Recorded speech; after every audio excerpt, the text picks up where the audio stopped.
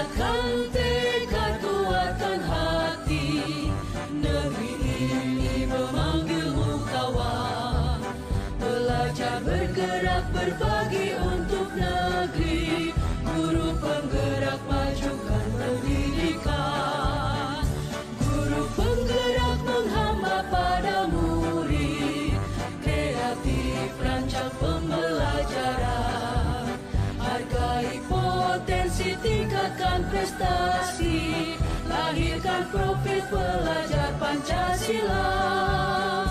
Belajar bergerak berbagi untuk negeri. Kita menjalin kolaborasi. Belajar bergerak berbagi untuk negeri. Demi bakti pada Ibu Pertiwi.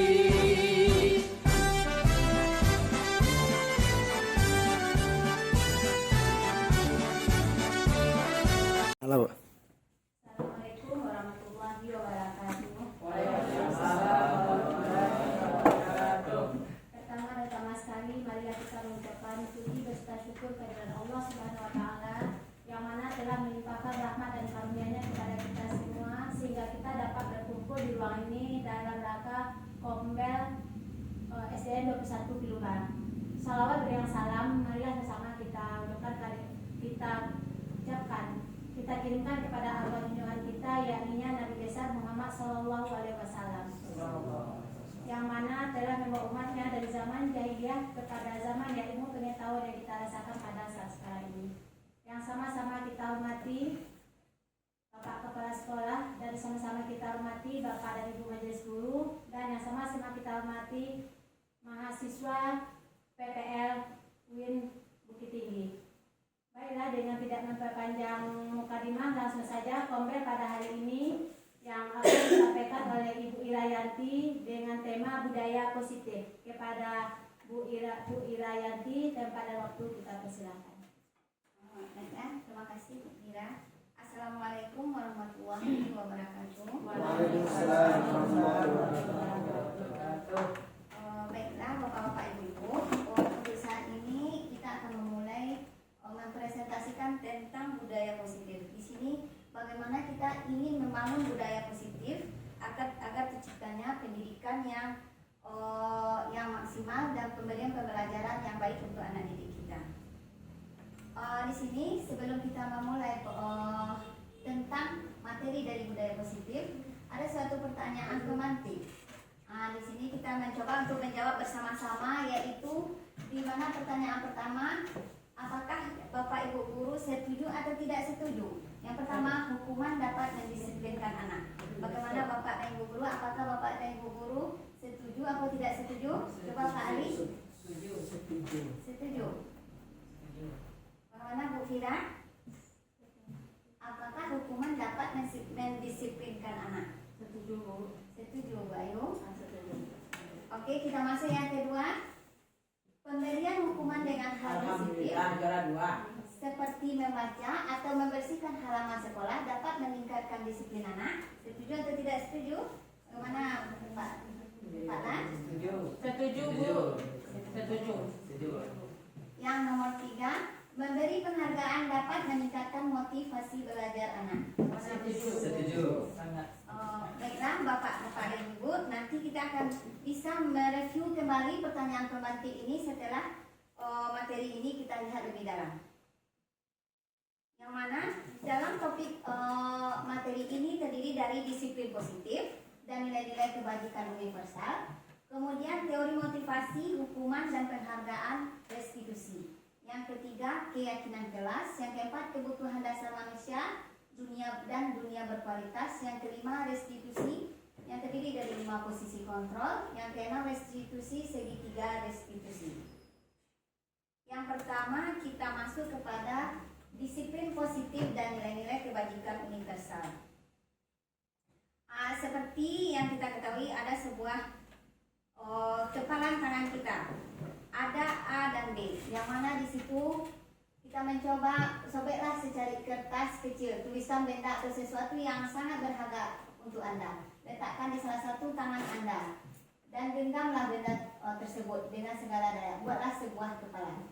Kemudian Kemudian di sini juga ditanggapi, teman Anda akan mencoba dengan sekuat tenaga dengan berbagai cara untuk meminta Anda memberikan benda tersebut. Bisa membujuk, mengancam, menghadik, merayu, menyuap, apa saja yang agar dapat membuka kekebalan tangan Anda tersebut.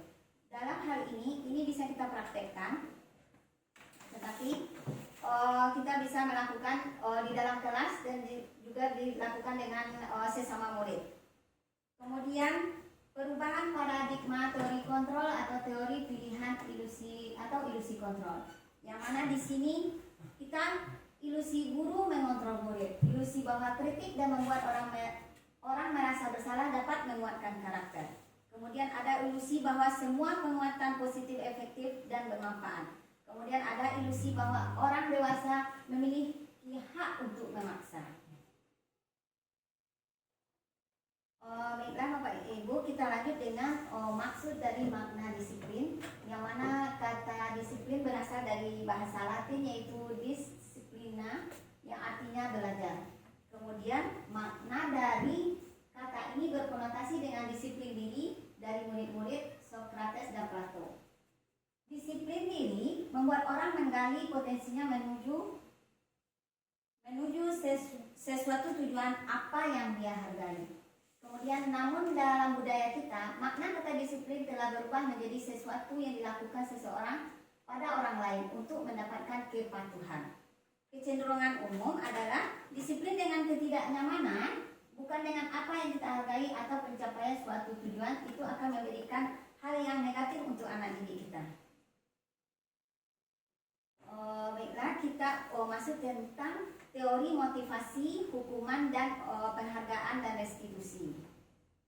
Di sini teori motivasi perilaku manusia ada yang pertama motivasi eksternal, motivasi internal. Kemudian kita melihat motivasi eksternal yaitu untuk menghindari ketidaknyamanan atau hukuman. Maka apa yang akan terjadi apabila saya tidak melakukannya? Itu adalah motivasi eksternal. Kemudian ada juga motivasi eksternal untuk mendapatkan imbalan dari orang lain atau institusi. Apa yang akan saya dapatkan apabila saya melakukannya? Nah, kemudian ada juga motivasi dari internal. Ini adalah tujuan dari disiplin positif, yaitu saya akan menjadi orang seperti apa bila saya melakukannya. Berarti di sini kita mengetahui bahwa motivasi itu ada yang berasal dari karena adanya agar kita mendapat hadiah kita melakukan ini, agar kita dipuji kita melakukan ini. Tetapi ada yang berasal dari diri kita sendiri, yaitu yang mana kita motivasi yang menyebabkan bahwa kita melakukan ini karena kita ingin merubah diri kita sendiri. Jadi dari sini kita bisa melihat mana motivasi yang ingin kita terapkan.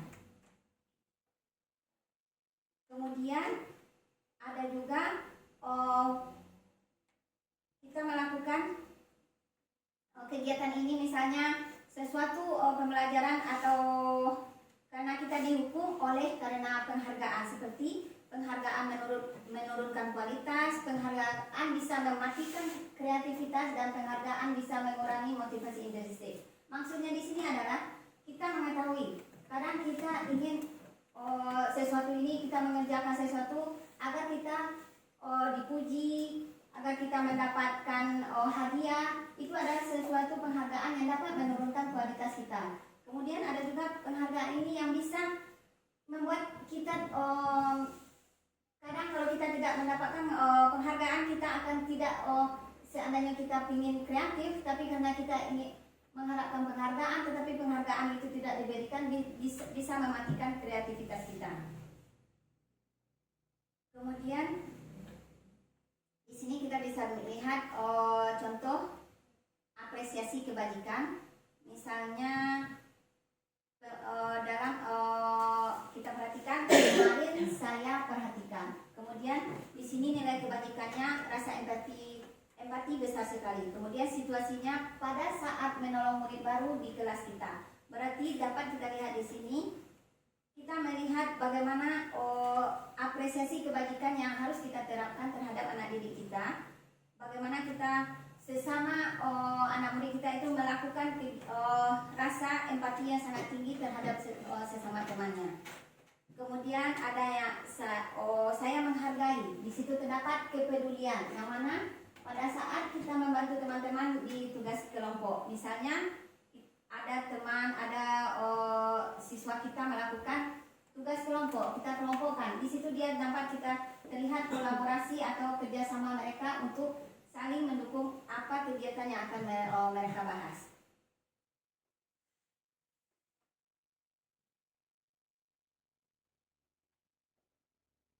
Baiklah, kita lanjut tentang apa itu restitusi. Di sini dapat dilihat adalah restitusi itu adalah proses menciptakan kondisi bagi murid untuk memperbaiki kesalahan mereka, sehingga mereka bisa kembali pada kelompok mereka dengan karakter yang lebih kuat. Restitusi juga merupakan proses kolaboratif yang mengajarkan murid untuk mencari solusi untuk masalah mereka dan membantu murid berpikir tentang orang seperti apa yang mereka inginkan menjadi tujuan mulia dan bagaimana mereka harus memperlakukan orang lain. Berarti restitusi ini adalah untuk mengubah bagaimana strategi kita untuk mengatasi masalah-masalah yang terjadi pada anak didik kita. Ada 9 ciri-ciri restitusi. Yang pertama, bukan untuk menebus kesalahan, namun untuk belajar dari kesalahan. Kemudian yang kedua, memperbaiki hubungan. Yang ketiga, tawaran bukan paksaan. Kemudian yang keempat, restitusi menuntun untuk melihat ke dalam diri. Yang kelima, restitusi mencari kebutuhan dasar yang mendasari tindakan. Kemudian yang keenam, restitusi diri adalah cara yang paling baik. Kemudian restitusi fokus pada karakter, bukan pada tindakan. Restitusi fokus pada solusi.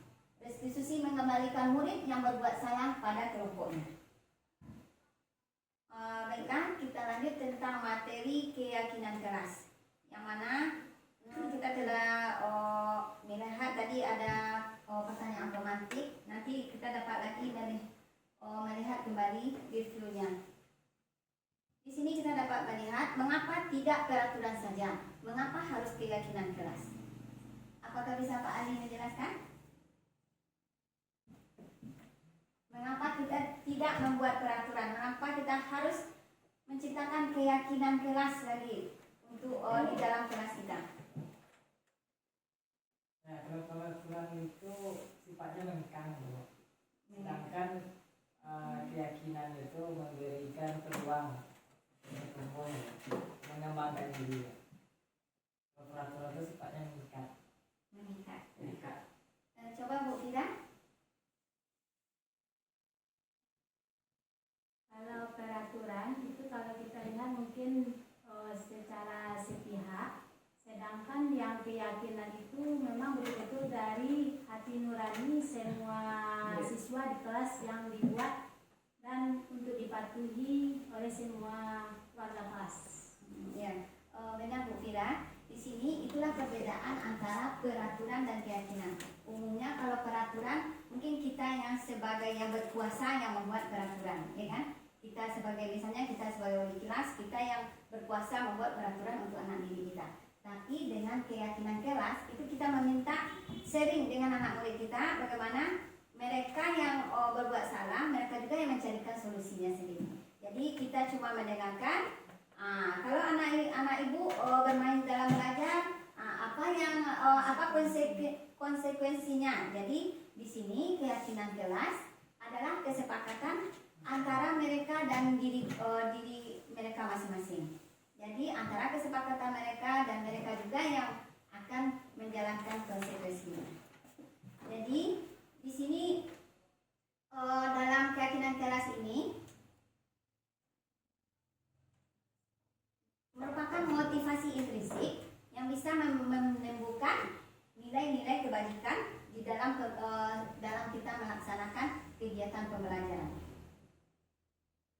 Baiklah, kemudian kita dapat lihat di sini bagaimana lingkaran dari budaya positif.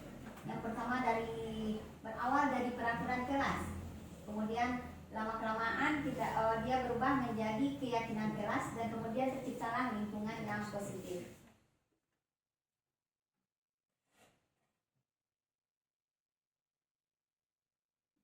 pada kesepakatan kelas ini, maka kita akan bisa menciptakan bagaimana kita sebagai guru dan murid saling menyayangi, dan kemudian bagaimana murid yang semangat dalam belajar, dan bagaimana pula murid yang peduli dengan teman-temannya.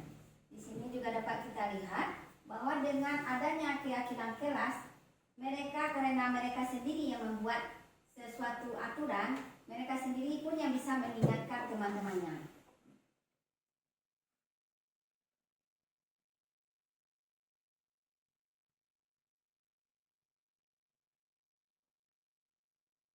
Baiklah, Bapak kita coba di sini. Di sini ada sebuah peraturan bagaimana kita untuk membuat keyakinan kelasnya. Yang pertama kita coba lihat, selalu kembalikan buku ke tempatnya. Berarti keyakinan kelas apa yang dapat kita timbulkan di sini?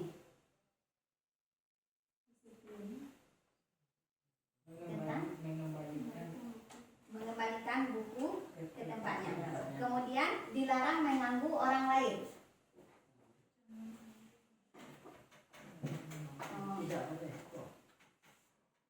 Jangan. Oke, kemudian kita coba lihat, hadir di sekolah 15 menit sebelum pembelajaran dimulai. Berarti bagaimana kita proses membuat keyakinan kelasnya?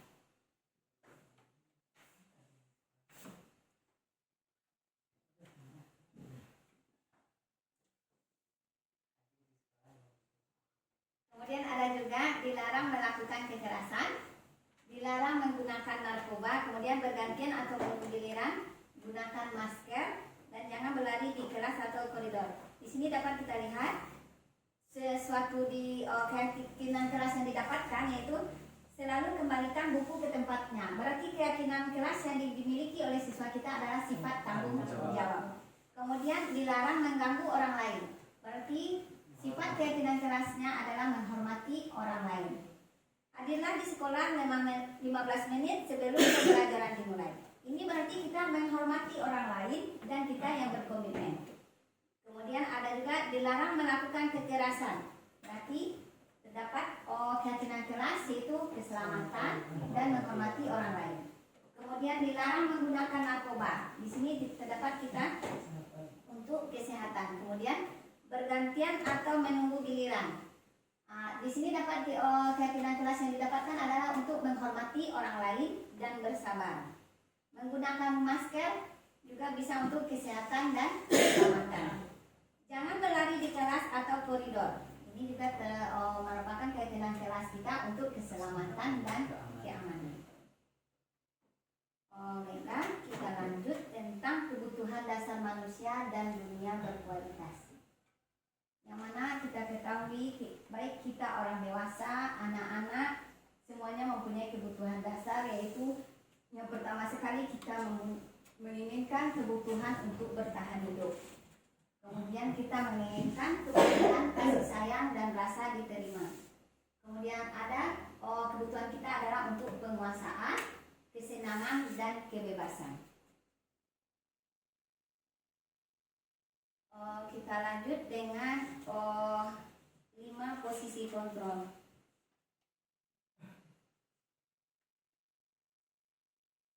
Di sini sebelum masuk ke 5 posisi kontrol, yang mana kita lihat kebutuhan dasar manusia yaitu kebutuhan bertahan hidup. Kita tahu bahwa kita manusia, kita membutuhkan untuk seperti untuk makan, kesehatan, untuk rumah. Itulah kebutuhan untuk kita bisa untuk bertahan hidup. Sedangkan kasih sayang itu sangat kita butuhkan, baik kita di lingkungan sekolah, di lingkungan di rumah kita, bagaimana kita berkeluarga, teman, bagaimana kita dengan anak-anak didik kita. Kemudian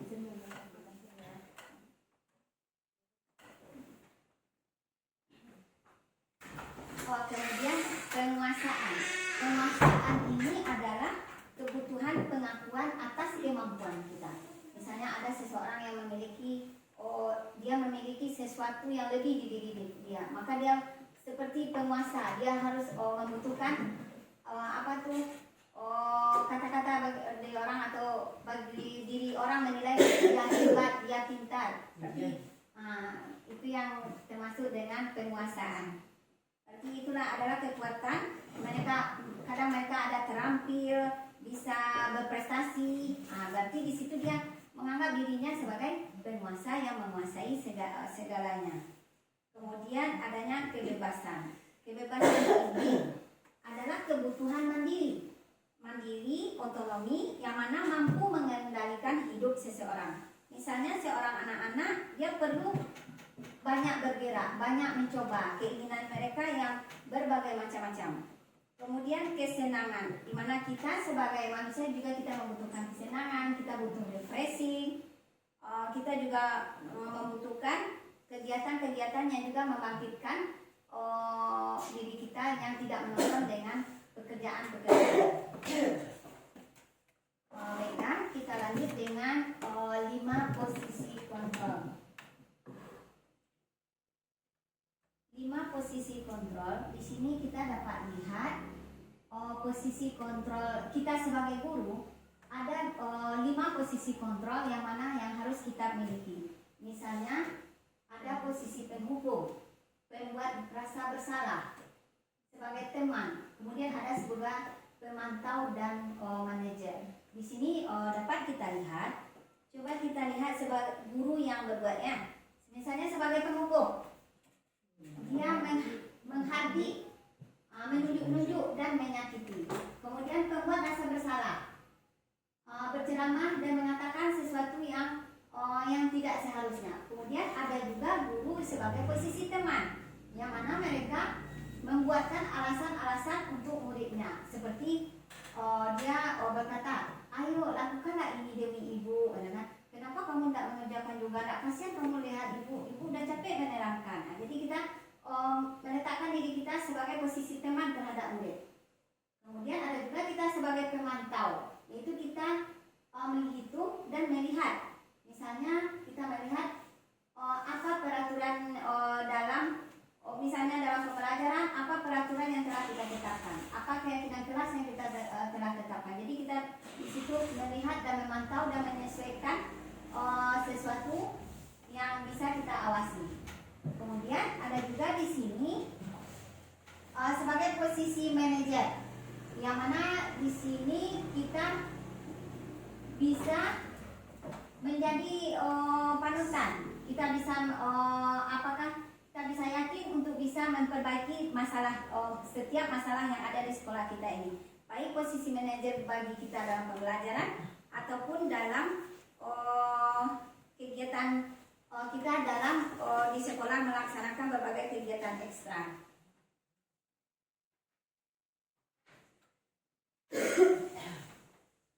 Dari antara 5 posisi kontrol, kalau Bapak Ibu lihat, manakah posisi kontrol yang sebaiknya yang harus kita terapkan? Di sini kan kita dapat lihat sebagai pendukung. Kita bisa melihat contohnya, kita perhatikan kepada anak didik kita setiap apa yang kita lakukan. Sepertinya patuhi aturan atau awas ibu akan menghukum kamu. Yang kemudian ada juga posisi merasa bersalah. Di sini bisa kita sebagai guru dicontohkan seperti ini kata-katanya. Bapak sangat kecewa dengan kamu. Kemudian berapa kali ibu harus memberitahukan. Di situ kita adalah posisi membuat rasa bersalah. Kemudian ada juga posisi sebagai teman. Ada kita kadang saking kesalnya saat pembelajaran anak-anak kita tidak ada mengerjakannya. Di situ kita bisa, ayolah bantu demi ibu. Demi ibu kerjakanlah tugas ini. Kadang-kadang kita ayo ingat tidak semua kegiatan itu harus lalai-lalai, bantulah demi ibu agar semuanya dapat selesai. Kemudian ada juga seperti pemantau. Pemantau ini kita dapat melakukannya dengan melihat kita sedang melakukan pembelajaran, kita bisa memantau dan melihat bagaimana kegiatan yang akan berlangsung. Kemudian kalau sebagai manajer, kita membuat suatu keyakinan.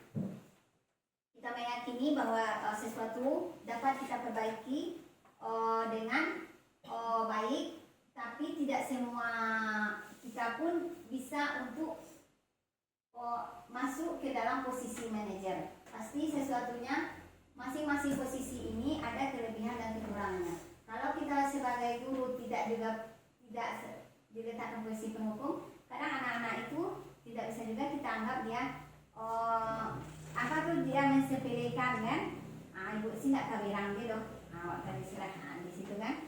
Kalau seandainya ada juga, tetapi untuk di saat ini memang masing-masing posisi ini ada kelebihan dan kekurangan, dan setelah adanya keyakinan kelas, sebaiknya dalam posisi yang kita ambil yaitu posisi kita harus mengurangi posisi penghukum, dan kita harus lebih banyak melakukan berusaha meningkatkan terhadap posisi teman dan manajer. Di situ kita apalagi kita sebagai guru SD, kita tidak bisa seperti guru SMA yang ada sedikit anak-anak melanggar peraturan, diberi hukuman, tidak bisa kita lakukan di tingkat SD. Ini memang tergantung fase. Seperti kita lihat ini, saya kecewa sekali dengan kamu. Ini adalah suatu posisi pengontrol membuat orang merasa bersalah. Jadi kalau kita mengungkapkan saya kecewa sekali sama kamu, jadi diri seseorang yang melakukan itu dia merasa dirinya bersalah. Kemudian kamu tidak pernah benar melakukannya. Berarti dia di sini terletak dalam posisi penghukum. Kemudian ada juga ayolah lakukan demi ibu atau bapak. Dia di situ terletak sebagai teman. Kemudian ada juga apakah kamu mau mendapatkan stiker bintang hari ini? Itu juga bisa diletakkan sebagai teman kau. Kemudian bagaimana kamu bisa menyelesaikan masalah ini? Ini juga bisa terletak sebagai manajer. Jadi kita berkonsultasi. Kita seandainya mereka berbuat sesuatu, kita menanyakan juga ke mereka bagaimana, kenapa. Di situ terletak kita sebagai posisi manajer. Kemudian kamu selalu yang paling terakhir. Di situ juga terletak kita sebagai penghukum.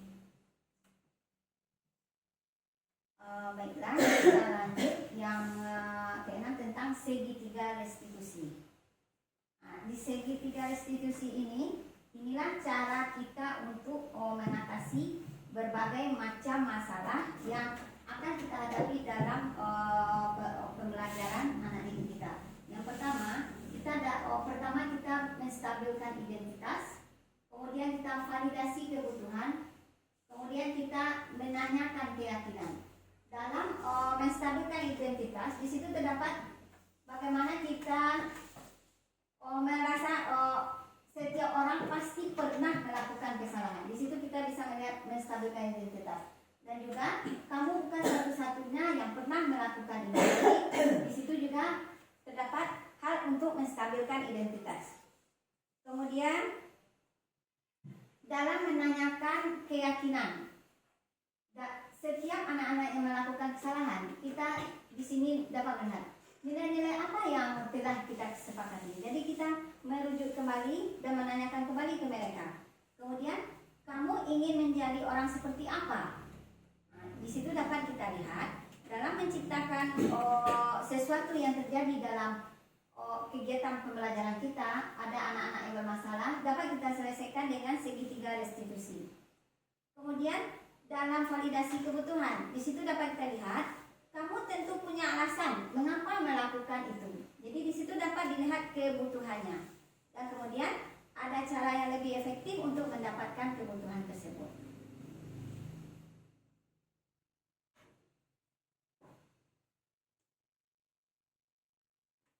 Di sini dapat dilihat bahwa setiap dari segitiga restitusi itu mempunyai caranya masing-masing dalam menyelesaikan masalah. Yang pertama, kita akan menstabilkan identitas. Kita memberikan meluruskan dulu apa masalahnya. Kemudian kita validasi kebutuhan. Kita lihat apa penyebab sesuatu yang terjadi. Bagaimana dasar setiap tindakan tersebut. Bagaimana kebutuhan yang diperlukan dalam kejadian yang terjadi.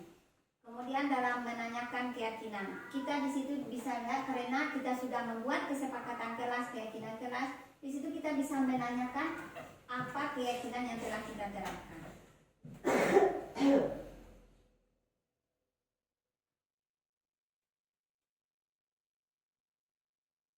Baiklah Bapak Ibu, untuk kita merelaksasi, kita mencoba merefleksi diri kita tentang yang pertama,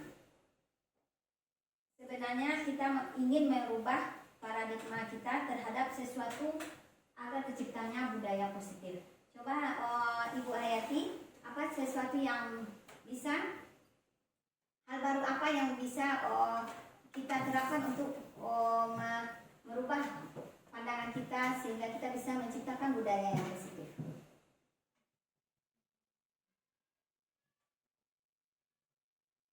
Apa yang ingin sebenarnya kita lakukan, apa yang ingin perubahan yang kita lakukan agar terciptanya budaya positif, yang mana budaya positif itu kita harus menciptakan. Yang pertama di situ, di budaya positif itu ada tentang posisi kontrol, guru, tentang keyakinan kelas, apa yang ingin yang hal baru apa yang bisa mengubah diri kita. Nah, dari diri kita sendiri. Mencontohkan seperti apa yang bagusnya nanti anak murid juga bisa meniru. Nah, ya bagus Bu Edi. Kita sebenarnya kita yang harus menjadi tauladan terlebih dahulu, baru kita bisa menerapkan kepada anak didik kita. Karena anak didik itu ya pasti mirip ibu tuh miripku katanya, pasti dia lebih mengutamakan kata-kata gurunya, penampilan gurunya daripada orang tuanya sendiri. Kan kata ibu nak miripku. Jadi kita harus menampilkan terlebih dahulu budaya positif pada diri kita sendiri agar anak didik kita bisa meniru kita sebagai panutan bagi mereka. Kemudian di sini ada kita mengenai tadi tentang makna disiplin dan motivasi. Sebenarnya antara disiplin dan motivasi apakah ada perbedaannya? Coba Bu Fira, apakah ada perbedaan antara disiplin dan motivasi? Mungkin kalau disiplin dan motivasi hampir sama dikarenakan saling melengkapi. Karena adanya disiplin, sehingga dari disiplin tersebut kita bisa memberikan suatu motivasi yang baik bagi peserta didik. Ya, benar Bu Mira. Di sini dengan kita menciptakan disiplin, juga kita akan bisa membangkitkan motivasi anak untuk bisa mengikuti disiplin yang telah kita terapkan.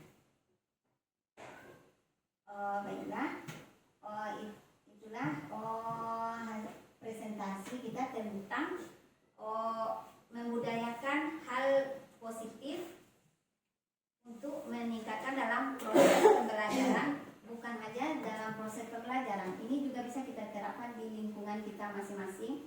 Bagaimana misalnya seperti segitiga restitusi, itu bisa juga di dalam rumah tangga kita, di rumah dengan anak kita di rumah. Apabila dia melakukan kesalahan, kita juga bisa melihat kita bagaimana anak-anak kita selesaikan dengan menggunakan segitiga restitusi. Kita bisa menstabilkan identitas terlebih dulu, menanyakan dulu apa penyebabnya, dan menciptakan keyakinannya. Kemudian kita juga di sini kita mengetahui bahwa kita sebagai manusia kita mempunyai kebutuhan dasar. Ada kebutuhan bertahan hidup, kasih sayang, kita membutuhkan sebagai penguasa, juga kita membutuhkan penghargaan.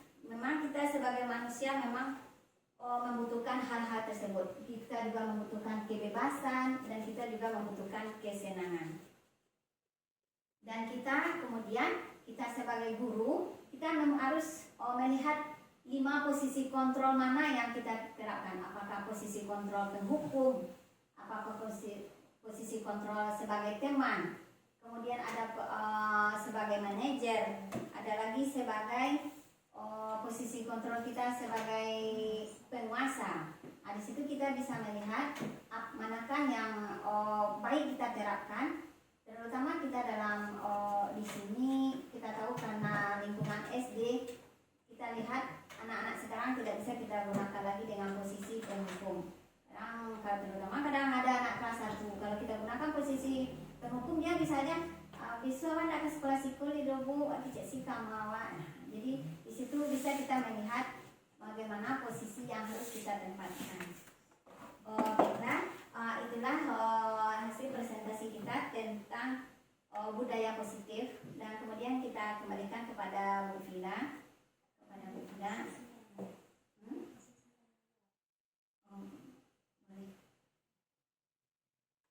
Terima kasih kepada Ibu Ira yang sudah menyampaikan materi di hadapan kita semua. Mudah-mudahan apa yang disampaikan oleh Ibu Ira kepada kita semua menjadi suatu loncatan bagi kita sebagai guru, baik di sekolah maupun jadi orang tua di rumah. Selanjutnya, jika ada sesi tanya jawab kepada teman-teman atau Bapak Ibu, dipersilakan.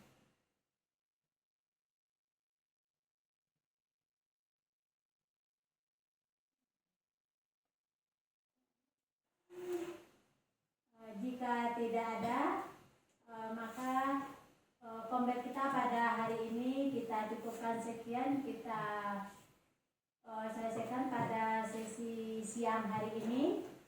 Saya sebagai protokol terlebih terkurang mohon maaf. Saya sudahi dengan wabillahi taufiq wal hidayah. Assalamualaikum warahmatullahi wabarakatuh. Waalaikumsalam warahmatullahi wabarakatuh.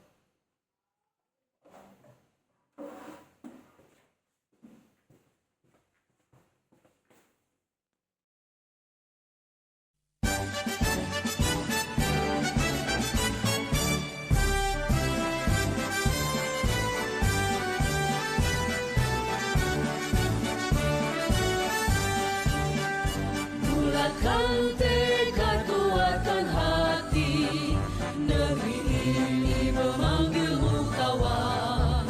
Belajar bergerak berbagi untuk negeri, guru penggerak majukan pendidikan.